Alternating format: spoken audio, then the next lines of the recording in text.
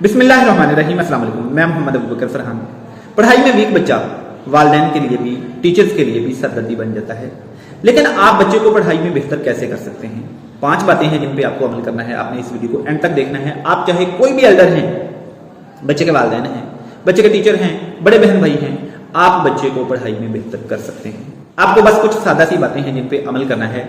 लेकिन उससे पहले ये बात याद रख लें, हर बच्चा पढ़ाई में बेहतर नहीं हो सकता होता। हर बच्चे की अपनी नेचर होती है, हर बच्चे का अलग माइंडसेट होता है, अलग उसके इंटरेस्ट होते हैं। कुछ इंटरेस्ट उसके हम भी डेवलप करते हैं। हर एक बच्चा पढ़ाई में बेहतर नहीं हो सकता होता। किसी ने कमजोर भी रहना ही होता है, किसी ने अच्छा पढ़ाई में जिसने होना होता है वो खुद ही हो जाता है। कुछ बच्चे कोशिशों के बावजूद भी पढ़ाई में अच्छे नहीं होते। सबसे पहले तो एल्डर्स ये बात मान लें कि हर बच्चे ने पढ़ाई में बेहतर नहीं होना होता। किसी न किसी ने वीक रहना ही होता है। हम एल्डर्स ये बात नहीं मान रहे होते। हम चाहते होते हैं हमारा बच्चा पढ़ाई में वीक क्यों, हमारा बच्चा पढ़ाई में वीक, ये कैसे हो सकता है? हम ये बात नहीं मानते। सबसे पहले तो ये बात मानिए, आपका बच्चा भी वो हो सकता है, वो किसी और का भी हो सकता है। कुछ बच्चों ने पढ़ाई में वीक होना ही होता है। क्लास के 50 बच्चों में से 50 ही पढ़ाई में अच्छे नहीं हो सकते। बड़ी मुश्किल से 10 बच्चे जो होते हैं क्लास में, 50 में से 10 बच्चे बड़ी मुश्किल से ऐसे निकलते हैं जो बेहतरीन परफॉर्मेंस देते हैं स्टडी में। बाकी 20-30 जो होते हैं वो एवरेज, और 10 बहुत ही निकम्मी परफॉर्मेंस देते हैं पढ़ाई के अंदर। तो वो 10 जो होते हैं वो रहने ही होते हैं क्लास में, हर क्लास में रहने होते हैं। उसकी बहुत सारी वजूहात हैं, लेकिन उन वजूहात की तरफ जाने के बजाय हम अपनी असल बात पे फोकस करते हैं कि हम अपने बच्चे को पढ़ाई में बेहतर कैसे कर सकते हैं।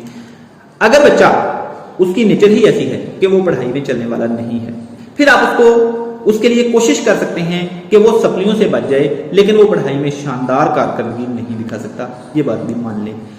अगर आपका बच्चा, आपको पता है कि वो ज़हीन है, आपको पता है कि वो बेहतर कर सकता है, फिर आप उसके लिए कोशिश करना चाहते हैं, तो आप ये 5 स्टेप्स फॉलो करके, वालिदैन भी, बड़े भी, हर एल्डर, चाहे आप वालिदैन हैं, चाहे आप बड़े बहन भाई हैं, चाहे आप टीचर हैं, बच्चे के लिए ये 5 चीजें करना शुरू कर दें। आपका बच्चा पढ़ाई में बेहतर हो जाएगा। पढ़ाई में निकम्मा बच्चा, पढ़ाई में पीछे रहने वाला बच्चा, टीचर्स के लिए भी, वालिदैन के लिए भी दर्द सर बना होता है, दुख का बाइस बना होता है, परेशानी का बाइस बना होता है। इसलिए चाहे आप कोई भी एल्डर है, आपको इन 5 बातों पे अमल करना है। Number 1, try to find the reason. ये जानने की कोशिश करें बच्चा पढ़ाई में वीक क्यों है, पढ़ाई में पीछे क्यों है, किस वजह से है। अगर वो पढ़ाई में वीक है तो वो कौन सी चीज में बेहतर है, कौन सी चीज में ज्यादा अच्छा परफॉर्म कर लेता है, आप उसको उस साइड पे लगा देते हैं। अगर वो चीज अच्छी है, अगर वो चीज बुरी है, आप उसकी ब्रेन वॉशिंग करें, आप उसको टाइम दें, उस चीज से उसकी जान छुड़वाएं, उसको पढ़ाई की तरफ लेके आएं। इसलिए ये बहुत जरूरी चीज है। सबसे पहले आप वजह ढूंढने की कोशिश करें। बच्चा पढ़ाई में क्यों नहीं चल पा रहा? उसको पढ़ने का तरीका नहीं आ रहा, याद करने का तरीका नहीं आ रहा, उसकी हैंड राइटिंग गंदी है, क्या मसला है उसके साथ? वालिदैन भी, टीचर्स भी और हर बड़ा ये वजह ढूंढने की कोशिश करे। अगर उसको पढ़ने का तरीका नहीं आ रहा, पढ़ने का तरीका उसको बताइए। याद कैसे करना है बताइए। पूरा टॉपिक याद नहीं करना, उसमें से सिलेक्टिव करवा दें। जितना बच्चा इजीली कर सके उतना करवा दें। सबसे पहले आपने वजह ढूंढने की कोशिश करनी है कि बच्चा पढ़ाई में पीछे क्यों है।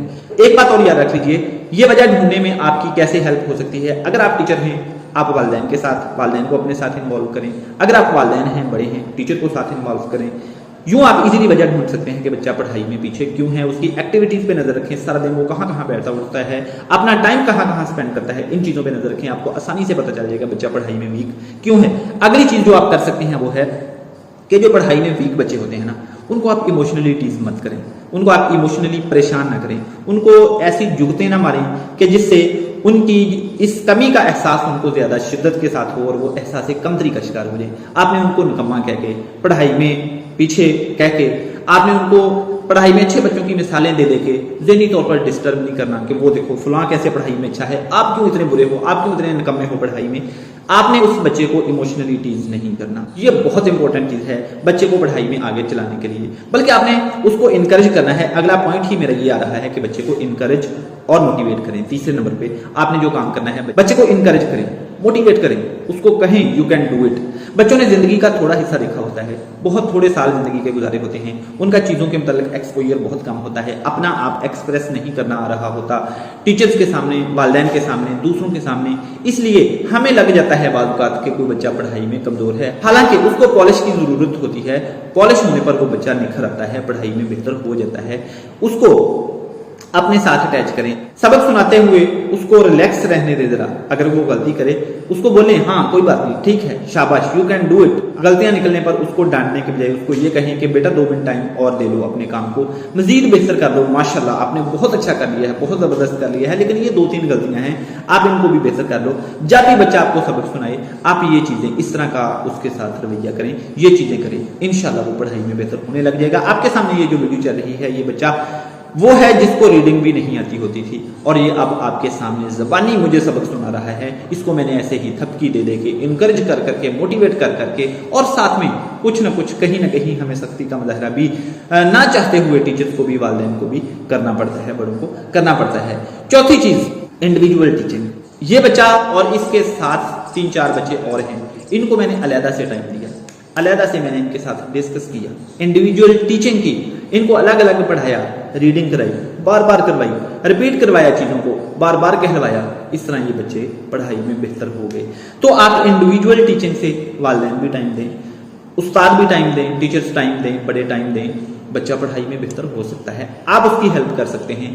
अगर वो पढ़ाई में परफॉर्मेंस देने वाला नहीं है, उसकी नेचर ही ऐसी नहीं है कि वो पढ़ाई में चल सकता है, आप उसको सप्ली से बचा सकते हैं।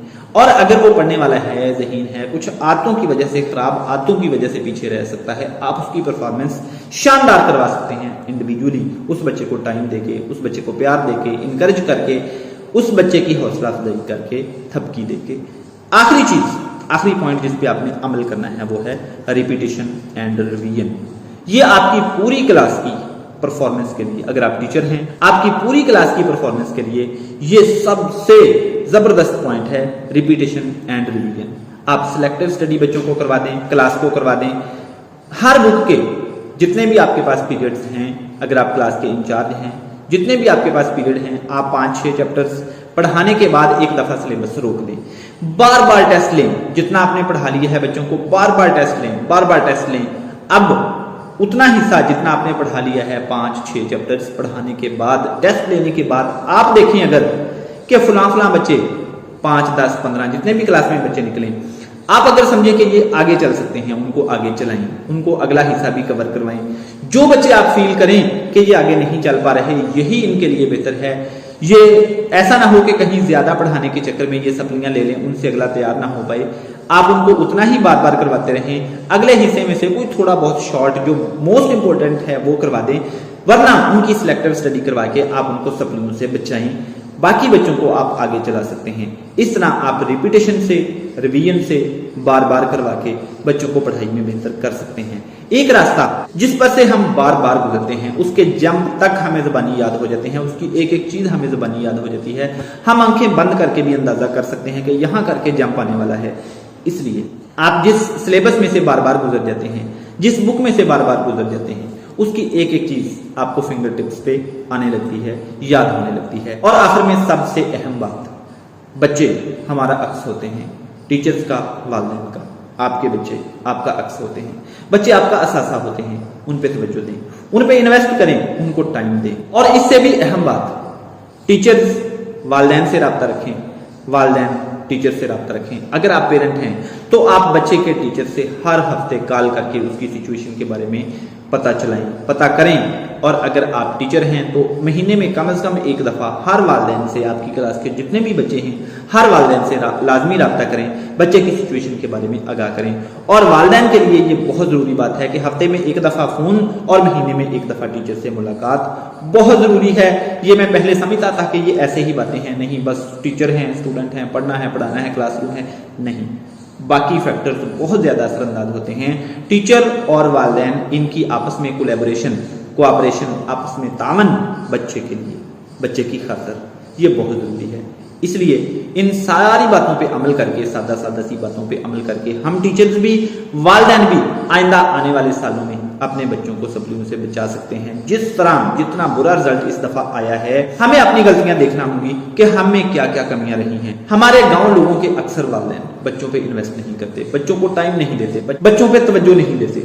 बच्चा स्कूल से पढ़ के आ गया, घर आके बस्ता फेंक दिया, बच्चे ने कुछ किया ना किया, वालिदैन ने नहीं पूछना आपको क्या काम मिला, टीचर ने क्या पढ़ाया, लिखने वाला क्या था, याद करने वाला क्या था, वो आपने लिखा या नहीं लिखा, याद किया या नहीं किया, माजरत के साथ हमारे एरियाज के, गांव के एरियाज के लोग बच्चों पे ये तवज्जो नहीं देते। बस आप इतना बच्चे से आके घर आके पूछ ही लें, लिखने वाला लिखा या नहीं लिखा, याद करने वाला याद किया या नहीं किया, बच्चे बेहतर होना शुरू हो जाएंगे। और दूसरा, टीचर से राब्ता रखना शुरू कर दें। इंशाल्लाह सब कुछ आपके बच्चों के बारे में बेहतर हो जाएगा। आपको अपने बच्चों के लिए ये करना ही है। Wish you all the very best. Allah Taala आपको बहुत सी कामयाबी अता फरमाए। अल्लाह हाफिज।